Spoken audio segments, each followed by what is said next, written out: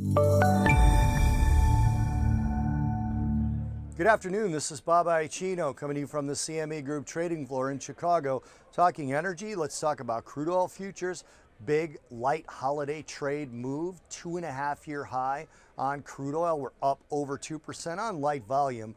We reached about 2.25% on the highs in WTI crude oil, just missing that $60 mark, hitting $59.91 on the high end. Again, it was on light volume. It's holiday trade going on right now, which means sometimes a third of the volume of a normal day. Got a little bit more than that in crude oil today, but you have to be sort of careful of these moves that come on holiday volume.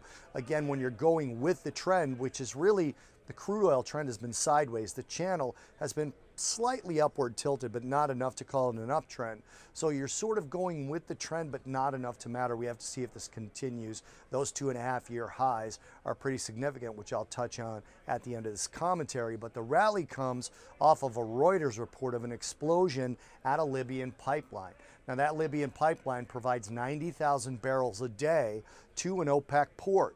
So that's a very big deal in terms of the amount of crude oil that could be taken offline. And Reuters is also reporting that it was sabotage. Call it militants, whatever you want. This is something that Libya has struggled to overcome for months and months, and that's why they were given a sort of tacit exemption from the production cuts so they could rebuild their infrastructure and continue to pump. They've been one of the countries in OPEC that has cheated, but it's been allowed cheating in terms of on the production cut. So this 90,000 barrels a day really could keep a bid under crude oil production regardless, or I'm sorry, under crude oil price, regardless of the fact that this was holiday volume that we pushed through. Probably would not have gotten this high on a normal day.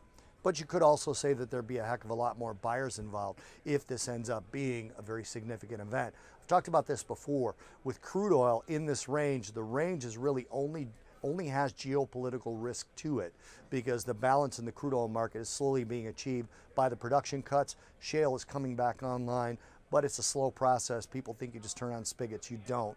So shale is coming back online. U.S. production grows, but the production cut is actually working off inventories. An event like this Libyan pipeline explosion, could be the catalyst that takes us above $60 on WTI. And this is a very technically significant rally, light volume notwithstanding. If we had volume behind it, this technical rally, or rather this technical level that we're reaching now, not from a perspective of whether you want to buy it or sell it, but the highest we got on a pullback, a move back up, from those 2014 collapse down to the middle of 2015, when oil prices were falling, 2014 through 2015, from the $100 price level that it spent so much time trading in. That fall was only interrupted by a rally back up to about 62.58. So this becomes a technically significant rally. If you can get crude oil, WTI, to be above that area and stay above that area, now you're moving into an area with very little technical resistance on the upside. Now, it's not likely, as a matter of fact, it's probably not even probable that we're going to get crude oil back up to 100 anytime soon.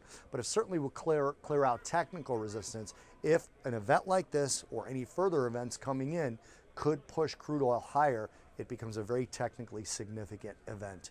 This is Bob Iaccino talking crude oil futures from the CME Group trading floor in Chicago.